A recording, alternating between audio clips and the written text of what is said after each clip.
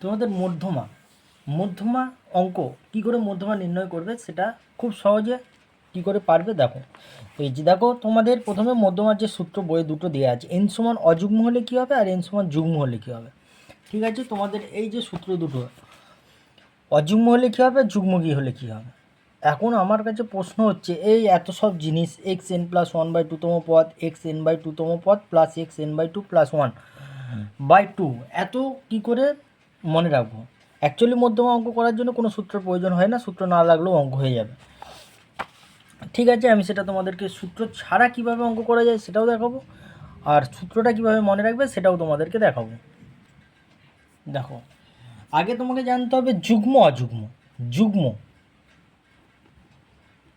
যুগ্ম মানে জোড় সংখ্যা, 2 4 6 8 10, যেগুলোকে 2 দিয়ে ভাগ করা যাবে সেগুলো হচ্ছে যুগ্ম। ঠিক আছে, তাহলে বাকি সংখ্যাগুলো হচ্ছে অযুগ্ম।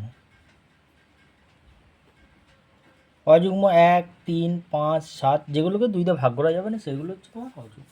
তাহলে যুগ্ম হলে কী হবে, অযুগ্ম হলে কী হবে। যুগ্ম হলে তোমরা দেখতেই পাচ্ছ, যুগ্ম যুগ্ম সংখ্যাগুলোকে হচ্ছে 2 দিয়ে ভাগ করা যাচ্ছে। তাহলে যখন মধ্যমার সূত্র লিখবে, যখন যুগ্ম যুগ্মের ক্ষেত্রে মধ্যমার সূত্র কী লিখবে, দেখো যুগ্মর ক্ষেত্রে হচ্ছে তোমার এক্স এন বাই টু। দেখো এন বাই টু করেছি যুগ্ম সংখ্যা, তাহলে এন বাই টু মানে ভাগ করা যাবে plus x n by two plus one তোমার পদ। এটা হচ্ছে যুগ্মের জন্য তোমার সূত্র বাই টু। এটা যুগ্মের এক্স এন বাই টু তম পদ আর x n by two plus one তম পদ যুগ্ম। আর অযুগ্মের বেলায় কী হবে, তুমি দেখো এক্স এন বাই টু করতে পারবে কি, কারণ অযুগ্মকে 2 দিয়ে ভাগ করা যায় না, তাহলে এন বাই টু করলে হবে না, তোমাকে এখানটায় x n plus one by two তম পদ বললেই হয়ে যাবে। এই হচ্ছে অযুগ্ম। এটা যুগ্ম সূত্রের x n by two plus x n by two plus one তম পদ বাই টু। আর অযুগ্মের বেলায় এই জিনিসটা তোমরা মনে রাখো যে কী হচ্ছে, অযুগ্মকে 2 দিয়ে ভাগ করা যাবে না, এক যোগ করে 2 দিয়ে ভাগ করছে। অযুগ্ম হলে এটা, যুগ্ম হলে এটা। এবার যদি বলো সেট, সূত্র না জেনে কী করে করব, আপনি বললেন দেখুন সূত্রর কোনো প্রয়োজন নেই, তোমাকে যে অঙ্কটা দেবে মধ্যমা মানে মাঝে, তোমাকে যদি 1 3 5 দেয় যে এর মধ্যমা কত হবে, সোজা উপর উত্তর 3 হবে।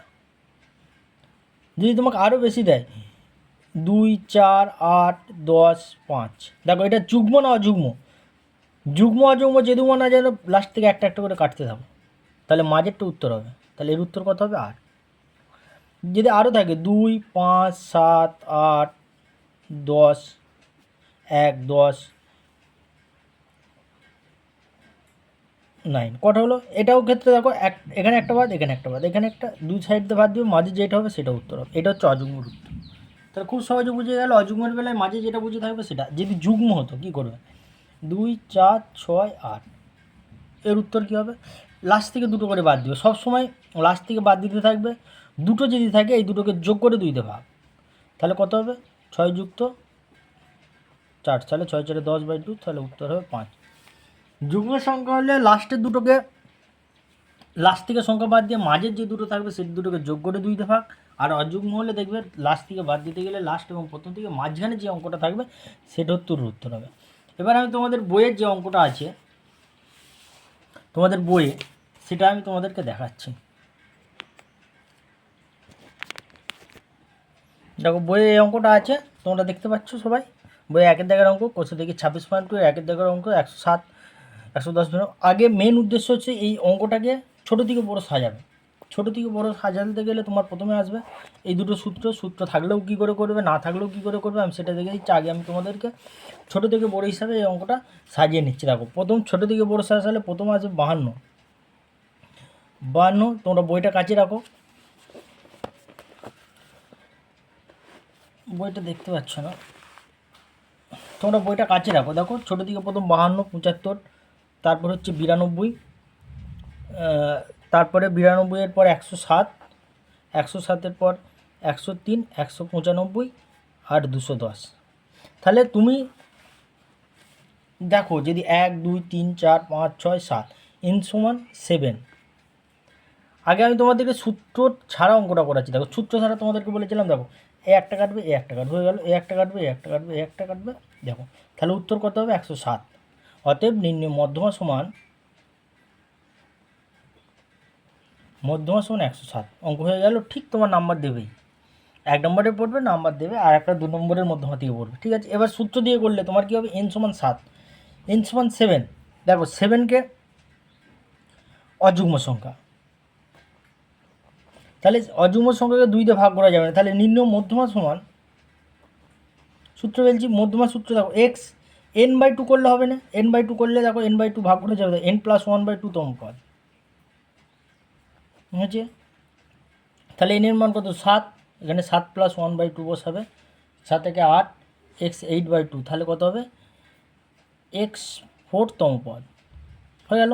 তাহলে x4 1 2 3 4, দেখো এখানেও উত্তর কী হলো? 107, ঠিক আছে। এবার 1-এর দাগের অঙ্কটা হলো, এবার 2-এর দাগের অঙ্কটা তোমাদের দেখো। 2-এর দাগের অঙ্কটা তোমাদের বই আছে, প্রত্যেকের বইয়ে একবার দেখে নাও। কিছু পশুদের বয়স দেওয়া আছে 6, 10, 5, 4, 9, 11, 20 ও 18। এখানে প্রথমে সংখ্যাটাকে তুমি ছোটো থেকে বড় হিসেবে সাজাবে। ছোটো থেকে বড় হিসাবে সাজালে তুমি প্রথমে পাবে, দেখো 4, সবচেয়ে ছোটো সংখ্যা আছে 4, 4, 5, 6, 9, 10, 11, 18, 20। দেখো সূত্র ছাড়া অঙ্ক করবো বলেছিলাম, দেখো প্রথমে এইটা বাদ, এখানেও প্রথমে একটা বাদ, তারপর একটা বাদ, তারপর একটা বাদ, এখানে 3 নম্বর, এদিকে 3 নম্বর, তাহলে তোমার মাঝে দুটো পড়ে আছে, এই দুটোকে যোগ করে 2 দিয়ে ভাগ।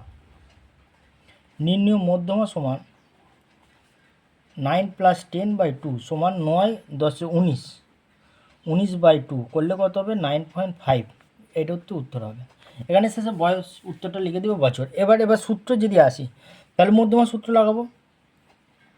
মধ্যমা সূত্র লাগবে এক্স n/2 প্লাস তম পদ লিখতে হবে, নাহলে নাম্বার দেবে না। n/2 প্লাস 1 তম পদ বাই 2, এত সূত্র লিখতে হবে, এত ঘাটতে হবে, নাহলে তোমরা শুধু এইটুকুটা করে দেবে, এইটাতেই নাম্বার হবে।